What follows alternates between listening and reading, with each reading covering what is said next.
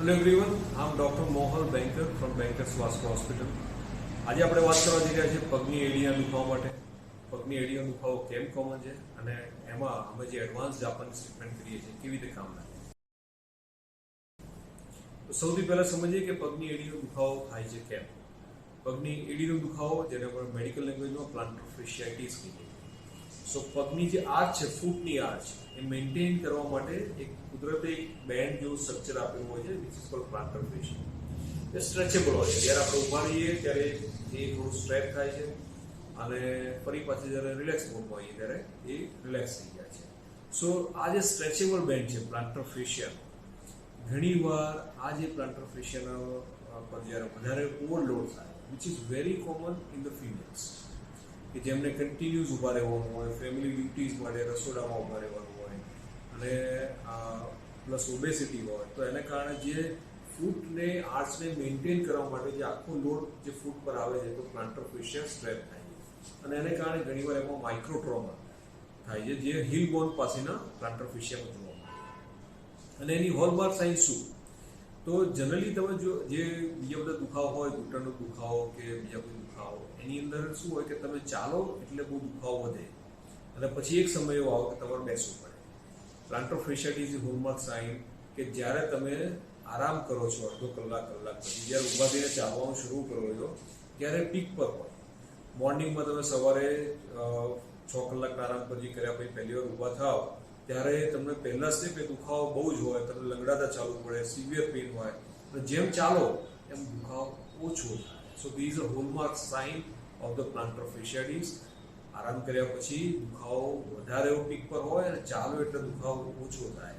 જ્યારે બીજા બધા દુખાવાની પેટર્ન કેવી હોય, ઘૂંટણના દુખાવામાં ચાલો એટલે દુખાવો વધે અને બેસવું પડે. આની અંદર જુદી પેટર્ન જોવા મળે. ધીઝ અ હોલમાર્ક સાઇન કે એના પર આપણે ખ્યાલ આવી જાય કે પ્લાન્ટર ફેશિયાઇટિસ. એને ફરી રીકન્ફર્મ કરવા માટે અમે સોનોગ્રાફી કરી અને પ્લાન્ટર ફેશિયાની થિકનેસ ચેક કરીએ.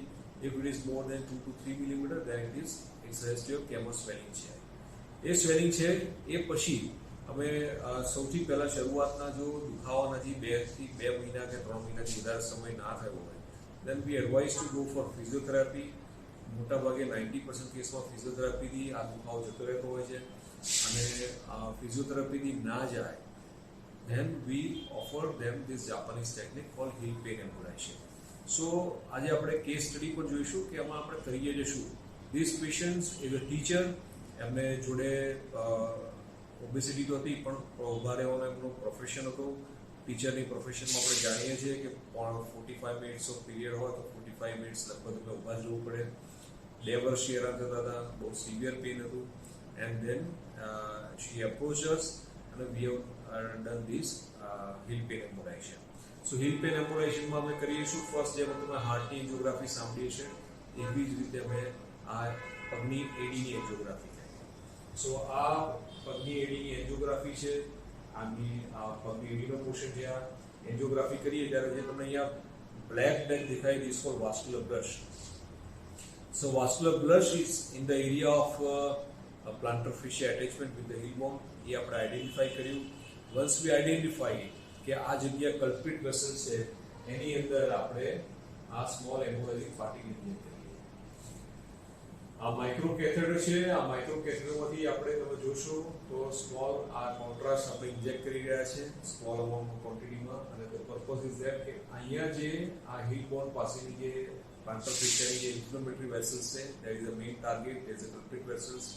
સો once we go there, we inject the small embolizing particle. અને એ કર્યા પછી આપણે જ્યારે રીચેક કરીએ છીએ તો